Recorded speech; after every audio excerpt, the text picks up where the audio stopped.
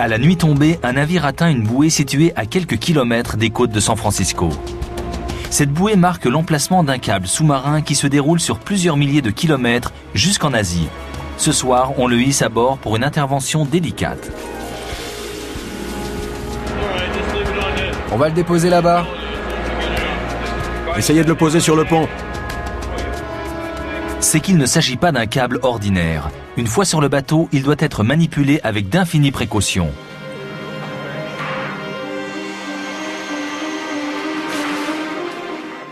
Des heures durant, on ôte les couches successives d'acier et de caoutchouc afin de mettre au jour l'extraordinaire cœur du câble, constitué non de métal, mais de plusieurs dizaines de minces fibres de verre. Ce verre, le plus pur jamais fabriqué, a changé le monde. L'étape cruciale de l'opération consiste à relier le câble asiatique à celui qui regagne les États-Unis.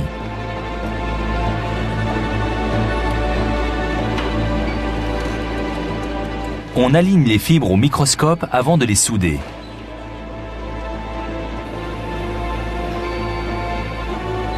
Désormais, informations et données circuleront en continu de San Francisco à Shanghai. Un tel réseau n'est que le dernier effort en date parmi tous ceux que les hommes entreprennent pour communiquer entre eux. Dans cette véritable épopée, scientifiques, ingénieurs et hommes d'affaires tentent de repousser les limites de la nature. Leur quête les a menés à la technologie de la fibre optique qui associe les formidables propriétés de la lumière à la magie cristalline du verre.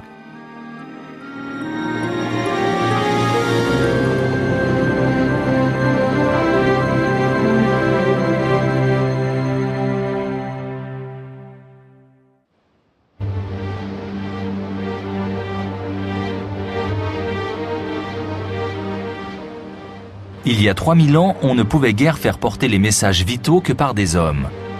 Les informations urgentes mettaient plusieurs mois à traverser les mers et les continents.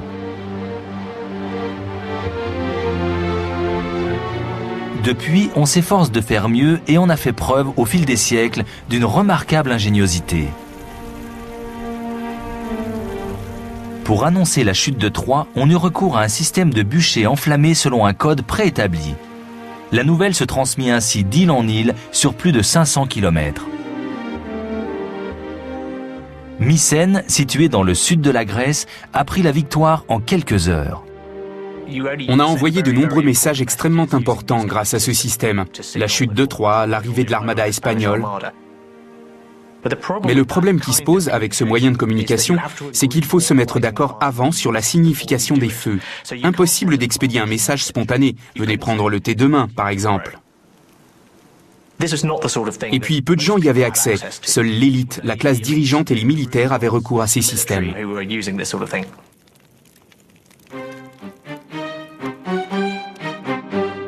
Rien ne change pendant plusieurs millénaires, jusqu'à ce qu'au XVIIIe siècle, un visionnaire français du nom de Claude Chappe entre en scène.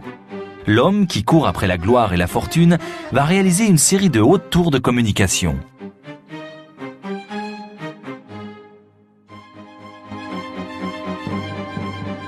Grâce à un financement d'État, Chappe construit plusieurs centaines de tours comme celle-ci. Chacune porte à son sommet de grands bras articulés qu'on distingue parfaitement à la longue vue depuis les tours voisines. Les diverses positions des bras permettent de représenter toutes les lettres de l'alphabet. Des messages précis, reliés d'une tour à l'autre, circulent ainsi dans toute la France. On pouvait expédier des messages à l'autre bout de la France en quelques minutes. Ils circulaient à plusieurs centaines de kilomètres par heure, bien plus vite qu'un courrier à cheval. Avant, ça aurait été totalement impossible. Napoléon, qui admirait beaucoup l'invention de Chappe, a fait étendre le système à toute la France jusqu'en Espagne. La première chose qu'il a faite lorsqu'il a pris le pouvoir a été d'envoyer un message pour l'annoncer. Mais le dispositif de Chappe présente de lourds inconvénients. Le problème quand on transmet un message d'une tour à l'autre, c'est que s'il se met à pleuvoir, si le temps est couvert ou s'il y a du brouillard, on ne distingue plus les signaux. C'est embêtant de dépendre du climat, parce qu'il peut faire mauvais pendant au moins une semaine. Il peut aussi neiger, une tempête peut se lever. Ce n'est pas un système fiable. En dépit ou à cause de tous ces défauts, l'invention de Chappe va inaugurer une nouvelle ère de la communication humaine. Son inventeur, en revanche, connaîtra un sort moins enviable. Vers la fin de sa vie, Chappe est devenu un peu bizarre, paranoïaque. Il craignait qu'on vienne lui voler ses idées et il estimait qu'on ne lui avait pas accordé suffisamment de crédit. Il a fini par se suicider en se jetant dans un puits.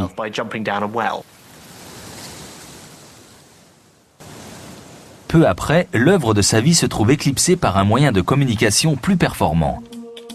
Le télégraphe, efficace de jour comme de nuit et par tous les temps. Grâce au code Morse, dans lequel les lettres de l'alphabet deviennent des combinaisons de points et de traits, la nouvelle invention part à la conquête du monde des affaires.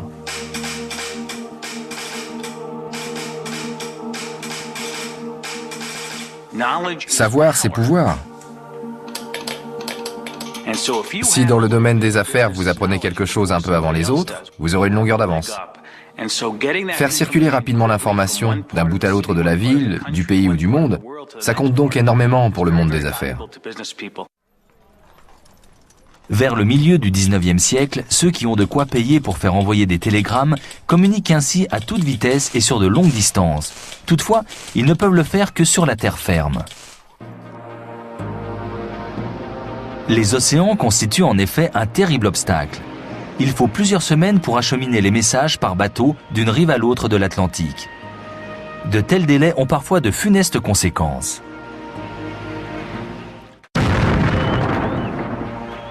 En 1815, les troupes anglaises livrent bataille contre l'armée américaine à la Nouvelle-Orléans. Le combat, qui dure plusieurs jours, va faire des milliers de victimes. Pourtant, la guerre est terminée depuis plusieurs semaines.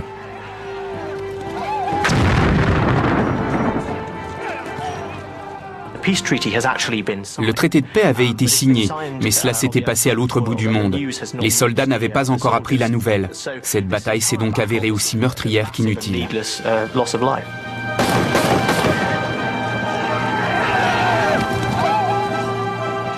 De pareilles tragédies vont en inspirer plus d'un. Il faut, disent-ils, faire passer un câble télégraphique à travers l'Atlantique. Mais l'océan est immense. Dans sa plus petite largeur, entre Terre-Neuve et l'Irlande, il mesure quelques 3000 km, atteignant par endroits 4000 mètres de profondeur.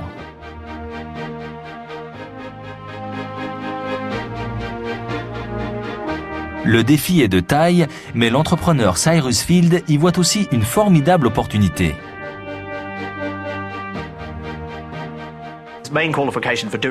Sa plus grande qualité, c'était sa totale ignorance en matière de télégraphie. S'il y avait entendu quelque chose, il en aurait conclu que c'était impossible. Mais lui, il a deviné qu'on réaliserait d'énormes profits si on parvenait à relier l'Europe et l'Amérique. Alors il s'est lancé. Malgré les sceptiques qui lui prédisent l'échec, Cyrus Field met son plan à exécution. 2 navires poseurs de câbles, le Niagara et l'Agamemnon, se retrouvent au cœur de l'Atlantique. Là, on assemble les 2 câbles, puis les bateaux repartent dans des directions opposées. Contre toute attente, l'entreprise réussit.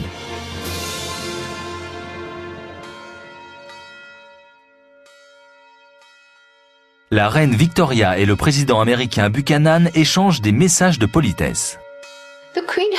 La reine est très heureuse de communiquer ainsi avec le président et de lui renouveler ses vœux de prospérité pour les États-Unis. Mais quelques semaines plus tard, un court-circuit se produit. Le câble ne fonctionne plus. Soit ils essayaient de le réparer, soit ils décidaient de reprendre la pose du câble dans son intégralité. Quand votre câble se trouve à plusieurs kilomètres sous la surface de l'océan, vous ne pouvez guère que lever les bras au ciel. Il faut poser un nouveau câble, on ne peut pas récupérer le premier au fond de l'océan. Le nombre de tentatives qu'ils ont effectuées prouve l'importance qu'ils accordaient à cette liaison transatlantique. Nullement découragé par ses revers, Cyrus Field retourne aux planches à dessin. Il exige qu'on revoie la conception du câble. Cette fois, on réalise un câble unique de 3400 km de long. On l'embarque à bord du Great Eastern, seul navire de l'époque capable de supporter ses 4500 tonnes de cuivre.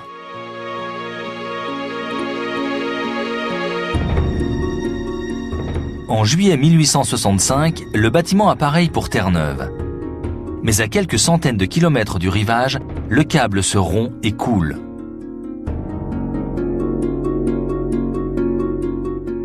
Cyrus Field s'acharne et en juillet 1866, après 12 années d'efforts, il réalise enfin son rêve.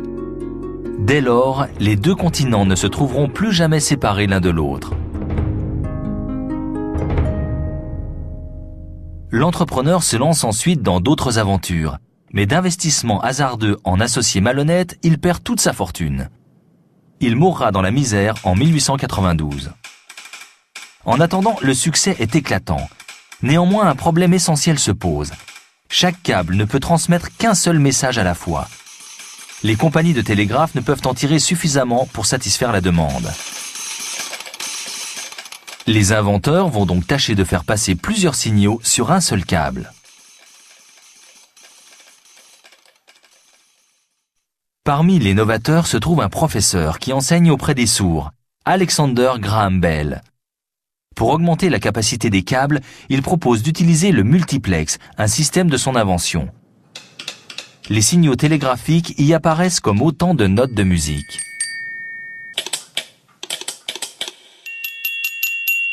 Supposons que Tonton désire parler à Tata. Tonton se trouve sur cette note. On va pouvoir envoyer son signal sur cette note. On peut aussi expédier un autre signal sur cette note-là. On réalise un multiplex, on combine les notes.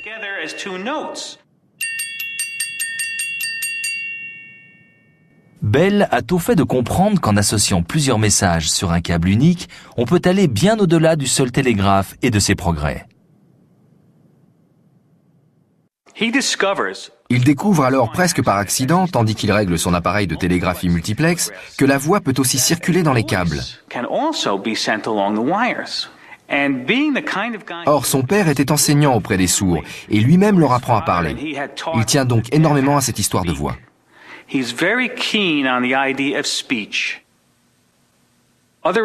D'autres inventeurs ont aussi découvert qu'on peut faire circuler la voix humaine dans un câble, mais pour eux, c'est de l'ordre du gadget. Bell, au contraire, décide d'aller plus loin pour tenter de concevoir un dispositif qui fonctionne vraiment. C'est ainsi qu'il se retrouve à l'office des brevets quelques heures avant son concurrent. C'est donc à lui qu'on a attribué l'invention du téléphone. Ça paraît inouï, mais au tout début de l'ère des télécommunications, des tas de gens étaient persuadés que ça ne marcherait jamais. Le télégraphe répondait, selon eux, à tous leurs besoins. Certains se sont moqués d'Alexander Graham Bell. Ils se demandaient à quoi pourrait bien servir un engin qui permettrait de parler d'une pièce à l'autre, d'un bout de la ville à l'autre, voire d'un bout de l'État à l'autre. L'usage du téléphone va pourtant se répandre dans les villes d'abord, puis dans tout le pays. Les Américains deviennent insatiables. L'inventeur, lui, entrevoit une façon plus élégante de transmettre des messages en se passant de tous ces câbles disgracieux.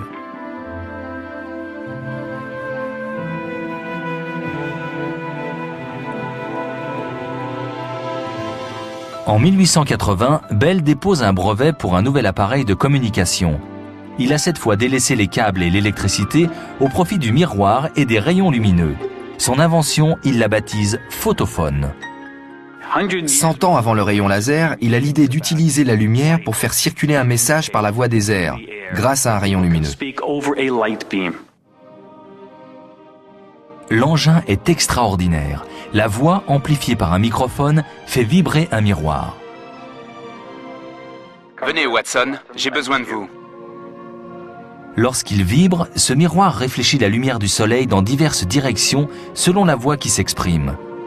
Cette lumière, modulée, achemine le message jusqu'au récepteur. Ce dernier contient du sélénium, élément récemment découvert dont la résistance électrique varie avec la lumière.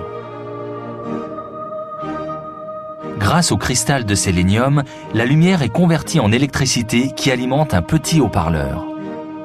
Venez, Watson, j'ai besoin de vous. Il menait bel et bien des expériences sur la communication sans fil, car le photophone était un appareil sans fil. Bell était très enthousiaste. Dans une lettre, il a écrit « J'ai entendu un rayon de soleil rire, parler et chanter. » Il était heureux comme un roi.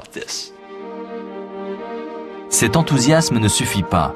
Le photophone, qui ne s'avère opérationnel qu'en terrain découvert, est jugé peu pratique. On dédaigne l'invention. Communiquer grâce aux rayons lumineux, quelle idée de génie pourtant. Mais Bell est en avance d'1 siècle sur son temps.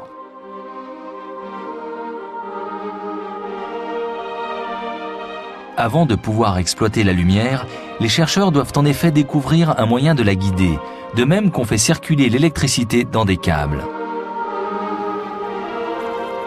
Dès l'époque de Bell, certains physiciens ont déjà leur petite idée sur la question, mais ils se passionnent d'abord pour son aspect ludique. Le principe mis au jour est celui de la réflexion totale. Grâce à lui, on impressionne les curieux en leur montrant qu'un rayon lumineux pointé sur un jet d'eau en suit la courbe à mesure qu'il retombe.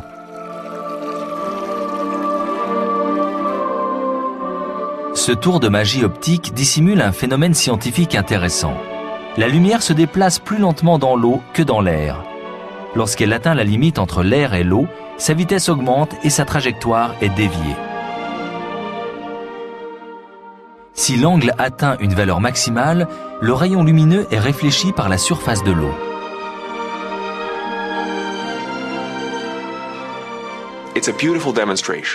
C'est splendide. La lumière atteint la limite entre l'eau, dans laquelle elle se déplace lentement, et l'air, dans lequel elle se propage vite. Sa trajectoire se trouve tellement déviée qu'elle se réfléchit à la surface.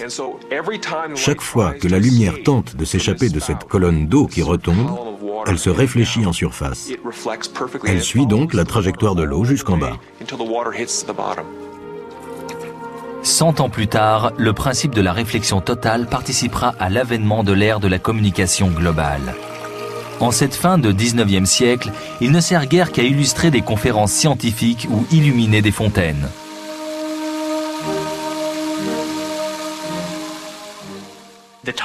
Ni l'époque, ni la technologie d'alors ne sont propices. Et puis le besoin ne s'en fait pas sentir. Le monde n'est pas encore prêt à communiquer grâce à la lumière. Le téléphone, en revanche, poursuit sa conquête de l'Amérique, puis du globe.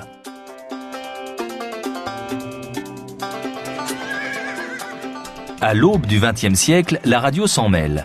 Avec cette découverte capitale, on entame un nouveau chapitre de l'histoire des communications. On peut désormais faire circuler de nombreuses informations en se passant des câbles de cuivre.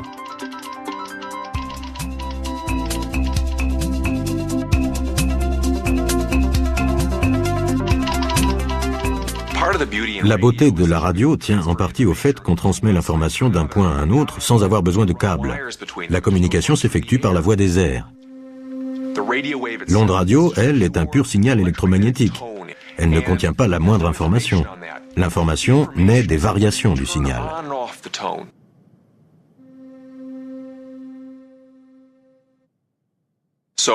Si on fait osciller une onde radio, le récepteur situé à l'autre bout peut observer ces oscillations, s'il est équipé. C'est comme ça qu'on fait circuler l'information. Le signal télégraphique transmet un message sous forme de traits et de points. L'onde radio, elle, convertit l'information en mouvement oscillatoire. Plus les oscillations sont rapides, plus on peut encoder d'éléments.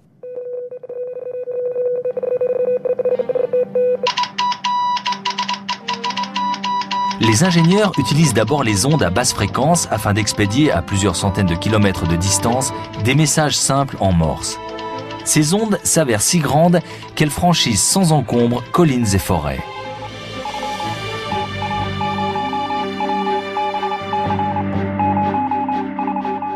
Par contre, elles véhiculent peu d'informations, car si on les fait osciller plus vite, elles se détériorent.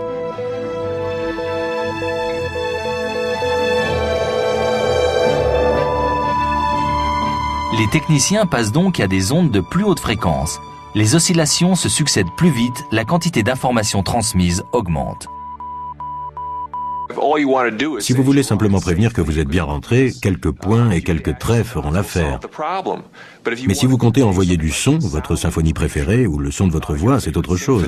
Cette fois, il faudra accroître le nombre de bits par seconde. De cette manière, l'onde radio véhiculera suffisamment de données, et le récepteur à l'autre bout pourra reconstituer le son de votre voix ou la symphonie.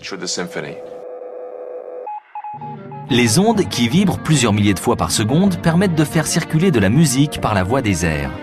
Ainsi naîtront les postes de radio individuels. Quant aux ondes dont la fréquence s'exprime en millions de cycles par seconde, elles expédieront bientôt des images télévisées dans tous les foyers. L'ère du divertissement à domicile s'annonce. Mais les ondes à haute fréquence présentent un sérieux inconvénient. À haute comme à très haute fréquence, les ondes deviennent plus petites. Elles vont donc moins loin. Quand on a affaire à des ondes courtes, les micro-ondes par exemple, dont la longueur d'onde n'est pas plus grande que ça, le moindre obstacle prend une importance énorme. Il faut donc un terrain découvert entre l'émetteur et le récepteur. Sinon, l'onde se perd. En 1962, on lance le petit satellite Telstar, chargé de renvoyer les ondes radio d'un continent à l'autre. Ces quelques 70 kilos d'équipements électroniques de pointe reçoivent un faisceau de signaux émis depuis la Terre et l'amplifient 10 milliards de fois avant de le retransmettre vers la Terre. Le grand espoir résidait dans le satellite de télécommunication. Il s'agissait d'en lancer un qui renverrait les signaux d'un bout à l'autre de la planète, parce qu'il verrait à la fois New York et Londres. L'idée paraissait brillante, jusqu'à ce qu'on essaye. Certes, les basses fréquences du satellite font fi des conditions climatiques, mais les utilisateurs déplorent le coût des communications et le retard constaté dans la transmission du son. Vous m'entendez? Vous m'entendez? Je vous reçois. Le problème, c'est qu'il fallait un quart de seconde pour atteindre le satellite puis revenir. On perdait le rythme. Tous les signaux s'y perdaient. Les gens n'étaient pas contents. Il faut dire que c'est embêtant. On a l'impression de parler dans un tunnel. De plus, le lancement des satellites peut être délicat.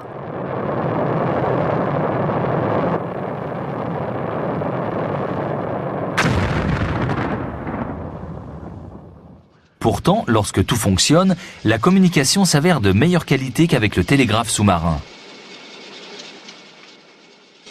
Mais une nouvelle invention qui date de 1958 ne va pas tarder à surclasser toutes les autres. Il s'agit du laser.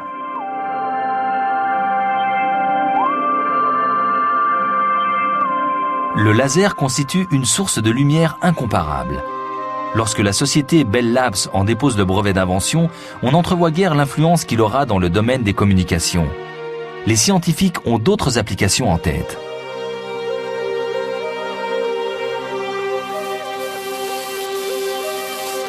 Un laser produit un étroit faisceau dont tous les éléments se propagent à la même fréquence. Un tel rayon constitue donc un outil d'une extrême précision. Selon sa taille et sa puissance, le laser peut servir à tout, de la découpe du métal à la recherche scientifique.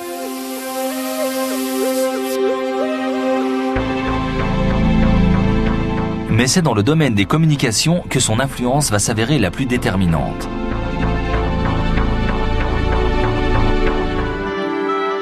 La très haute fréquence du faisceau laser lui permet de véhiculer une quantité d'informations gigantesques. Mais comme à l'accoutumée, c'est la météo qui pose problème.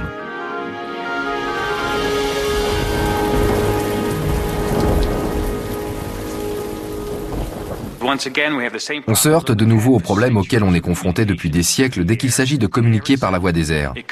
Ce problème, c'est l'air lui-même. Si le temps est à la pluie ou s'il est couvert, il arrête le faisceau laser. Il faut donc trouver un moyen de l'envelopper comme dans un câble. Mais les câbles ne laissent pas passer la lumière. Un câble coaxial traditionnel ne fera donc pas l'affaire. Il faut concevoir quelque chose de transparent, qui transmette parfaitement la lumière d'un bout à l'autre.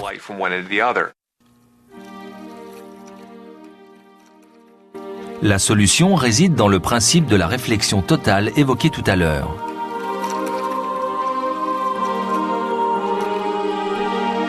En effet, si un filet d'eau peut guider un rayon lumineux, ce dernier peut aussi voyager dans une substance transparente plus commode que l'eau, le verre.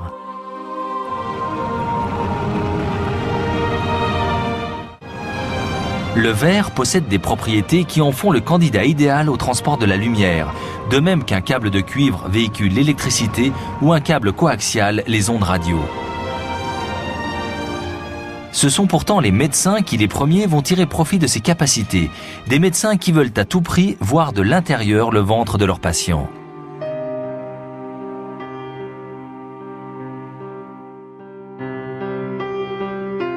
Au cours de la première moitié du XXe siècle, ils ont pratiqué des examens douloureux à l'aide de gastroscopes rigides, des tubes creux pourvus de miroirs inclinés.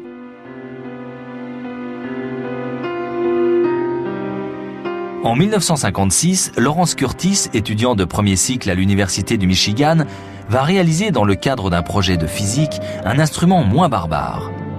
Pour ce faire, il a recours à des fibres de verre souples.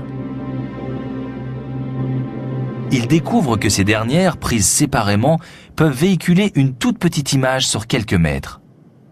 Mais lorsqu'il regroupe les fibres pour obtenir une image plus grande, une surprise l'attend.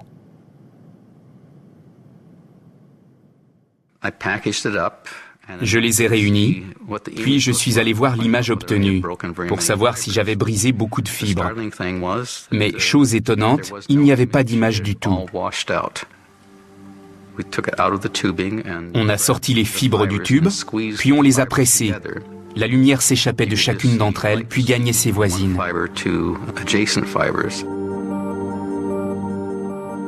Curtis ne tarde pas à comprendre ce qui cloche. Si une fibre est entourée d'air, le rayon lumineux en demeure prisonnier, en vertu du principe de réflexion totale.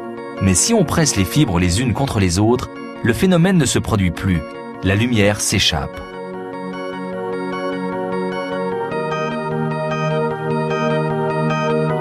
Il en va de même si le verre porte des rayures ou des traces de doigts. Le problème paraît insurmontable, mais bientôt, le chercheur a une brillante idée. Et si on remplaçait l'air autour du cœur de verre par une gaine de verre encore plus pure? Cette enveloppe remplirait la même fonction que l'air. Le principe de réflexion totale devrait s'appliquer à plusieurs fibres. La réflexion totale ne dépend pas de l'air lui-même, mais de la lumière qui accélère lorsqu'elle pénètre dans un autre milieu.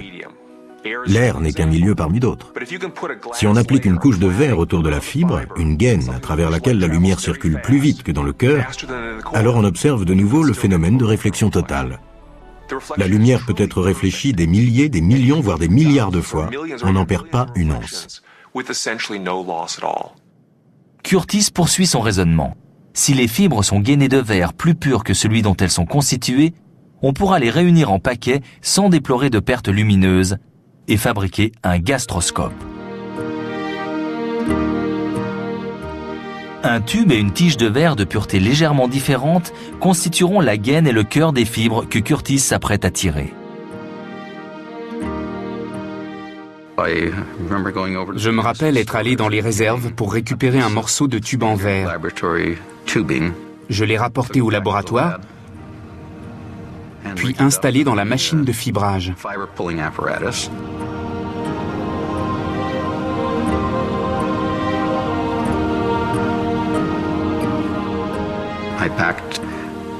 Je suis sorti de la pièce à reculons et j'ai continué jusqu'au bout du hall, qui devait mesurer entre 12 et 15 mètres de long.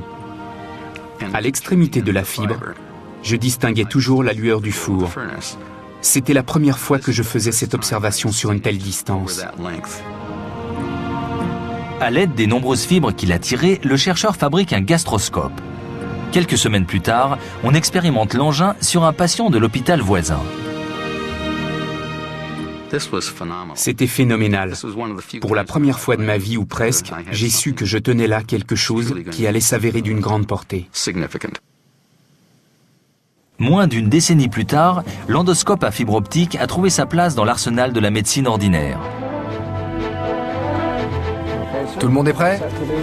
Grâce à cet instrument, le docteur Lart va pouvoir ôter les endoprothèses posées plus tôt dans le pancréas de son patient sans lui faire subir de chirurgie invasive ni d'anesthésie générale. Le médecin s'apprête à explorer avec un paquet de fibres optiques l'appareil digestif du malade qui restera conscient pendant tout l'examen.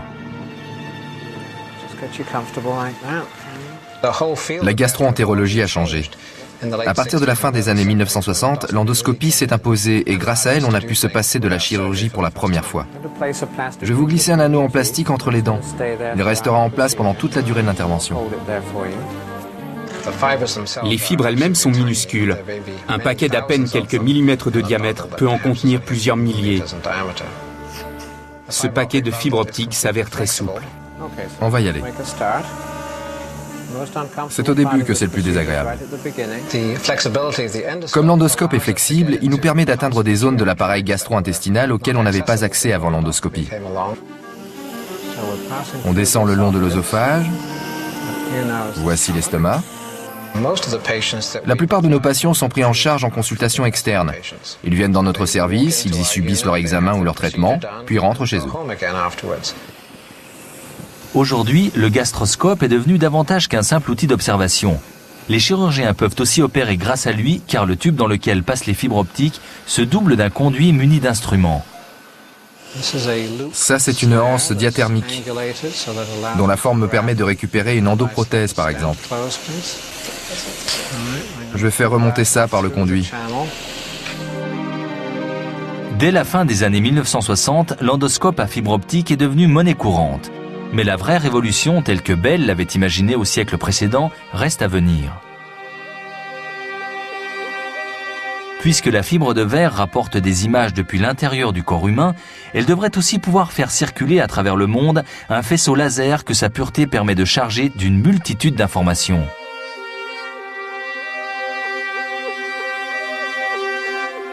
Mais il reste un obstacle à surmonter. Les communications longue distance exigent des fibres d'une transparence quasi parfaite. Il faut trouver une matière infiniment plus pure que le verre.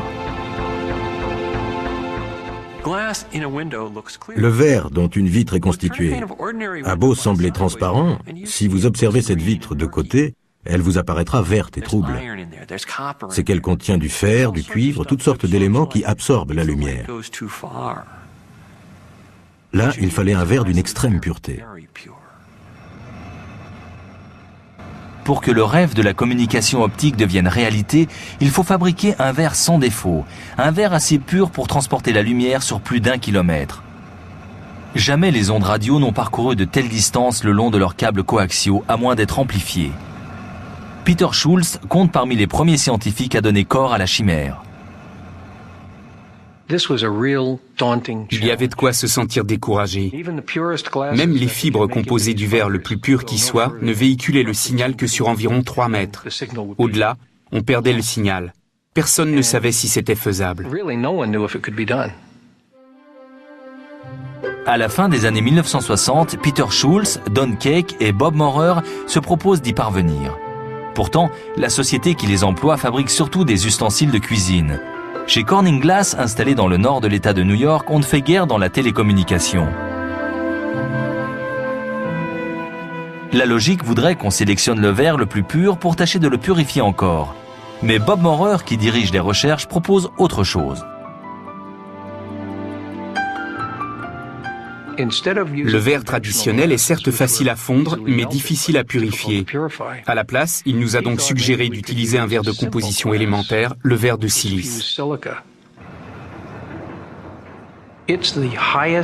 Il possède la température de fusion la plus élevée qu'on connaisse.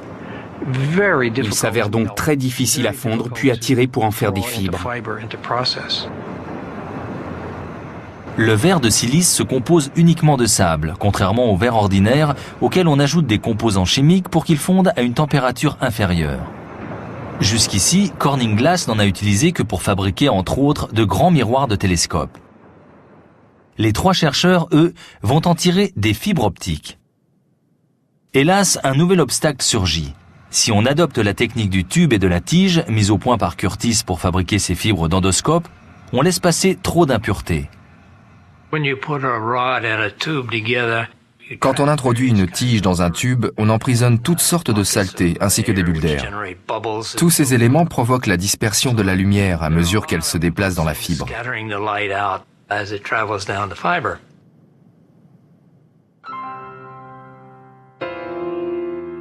Les 3 hommes adoptent une solution radicale.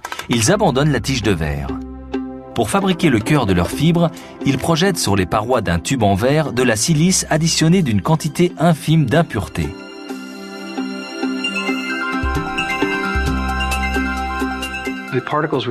Les particules étaient tellement ténues qu'on aurait dit de la fumée de cigarette.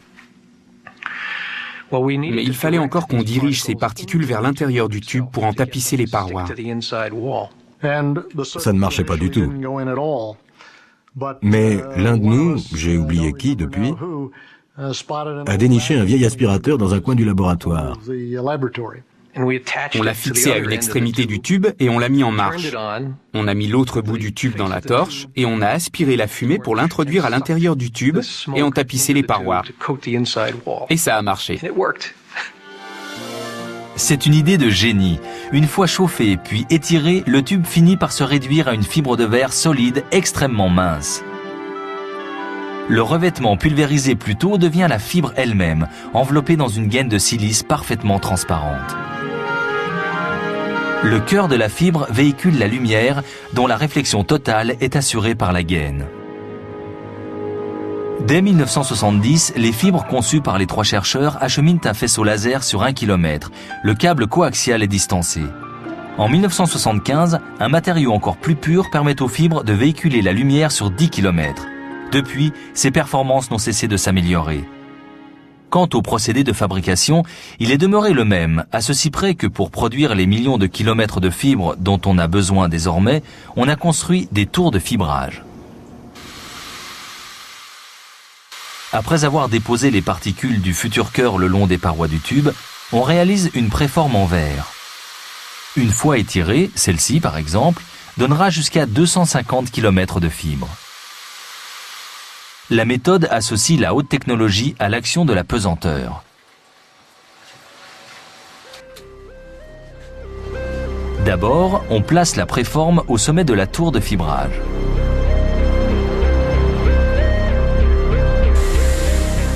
On la fixe, puis on la fait descendre dans un four qui brûle à plus de 2000 degrés.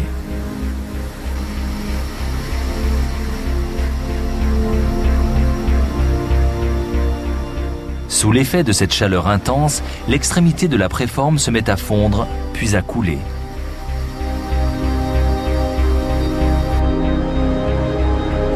Le tube se resserre sur lui-même. Le revêtement intérieur se réduit à ce cœur d'un diamètre infime dans lequel circuleront les faisceaux laser. L'extérieur de la préforme, lui, devient la gaine de la fibre. À mesure que le verre s'écoule, il s'amincit jusqu'à devenir aussi fin qu'un cheveu.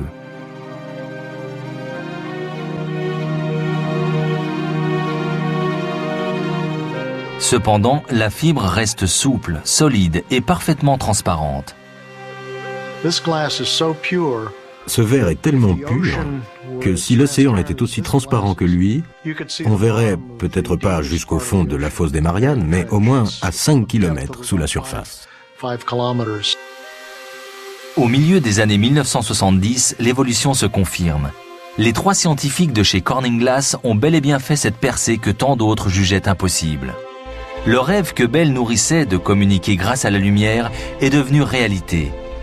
Une seule fibre de verre véhicule autant d'informations que tous ces câbles de cuivre réunis. Elle peut transmettre à grande distance des dizaines de milliers d'appels téléphoniques. La quête du Graal des télécommunications semble avoir trouvé son terme.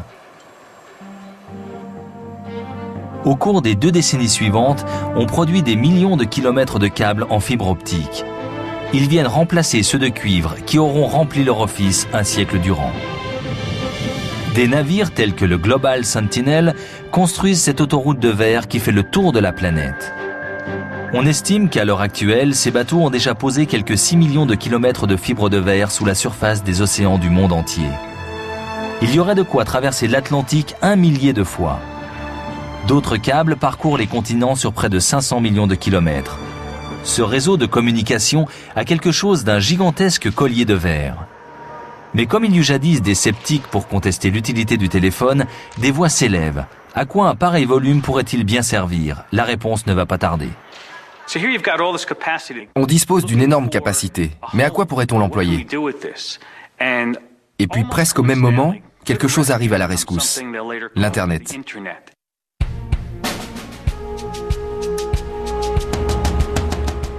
Aujourd'hui, le réseau optique mondial prend en charge les connexions Internet, chaque jour plus nombreuses, mais aussi les échanges commerciaux et bancaires internationaux.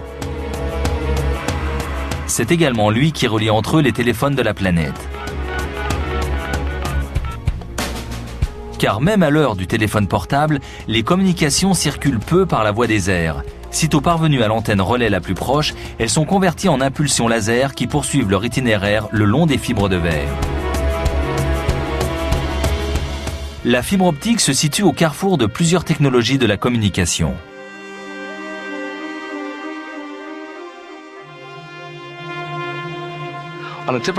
Un jour normal, nous gérons environ 300 millions d'appels vocaux pour l'ensemble du réseau et nous traitons 1700 téraoctets de données. C'est comme si on s'échangeait l'ensemble des documents écrits de la Bibliothèque nationale toutes les 17 minutes. Les échanges ont beau être incessants, le coût de fabrication et d'installation des fibres optiques s'avère si peu élevé que bientôt on ne sait plus qu'en faire. L'offre excède la demande et toute l'industrie se trouve menacée. En 2000, les actions du secteur des télécoms s'effondrent. Mais pour les spécialistes, il ne s'agit que d'une crise de croissance. Ils en sont persuadés, on trouvera bientôt comment exploiter la surcapacité des nouvelles technologies. D'ailleurs, on entrevoit déjà certaines de ces applications. Et de nouveau, la médecine joue les pionnières.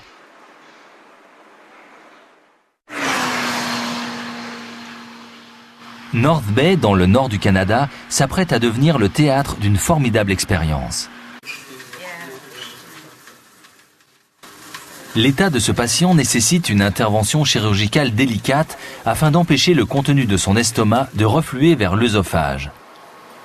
Il va falloir procéder à plusieurs minuscules incisions à l'aide d'un laparoscope à fibre optique et d'instruments spécialement conçus.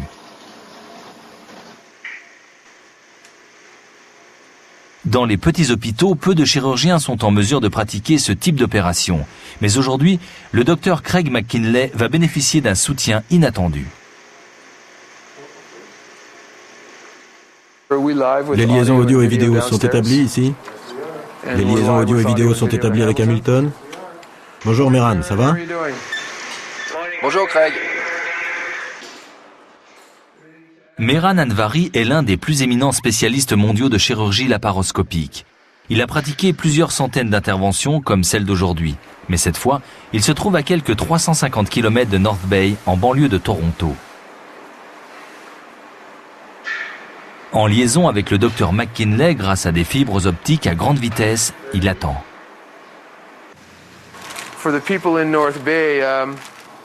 Ici, à North Bay, il est évident que tout le monde comprend à peu près ce qui va se passer aujourd'hui. Grâce à cette collaboration, nous allons opérer, pour le débarrasser de ses brûlures d'estomac, un jeune homme qui souffre d'un grave reflux gastro-œsophagien. Le docteur Anvari se trouve à 350 km à Hamilton et moi ici, à North Bay. Le docteur Anvari ne se contente pas d'observer en dispensant ses conseils. Grâce à l'alliance des fibres optiques et de la robotique, il prend une part active à l'intervention elle-même.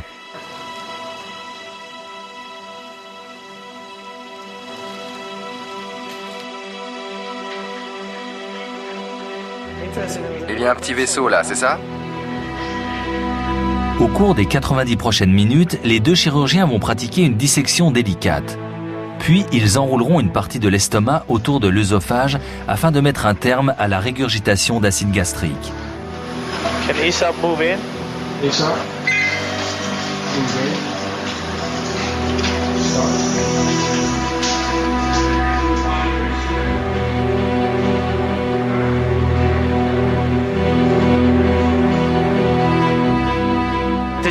Grâce à cette technologie, j'ai l'impression de me trouver dans la salle d'opération de North Bay, à côté du patient en train de pratiquer une intervention conventionnelle.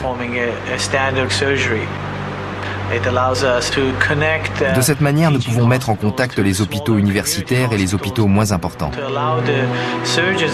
Les chirurgiens de ces structures plus modestes peuvent ainsi pratiquer des opérations compliquées en toute confiance, grâce à l'aide et au soutien de spécialistes. Nous avons prouvé qu'on peut pratiquer la chirurgie à distance. Qu'on soit séparés par des centaines, voire des milliers de kilomètres, la liaison s'établit.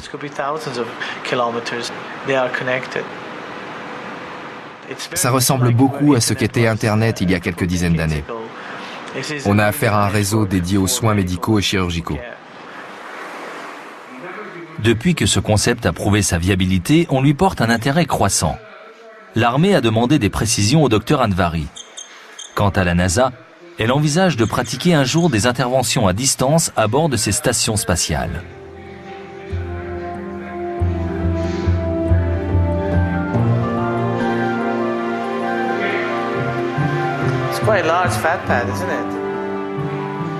La téléchirurgie à distance semble indiquer que l'avenir de la fibre optique pourrait nous entraîner au-delà de la communication telle que nous la concevons aujourd'hui.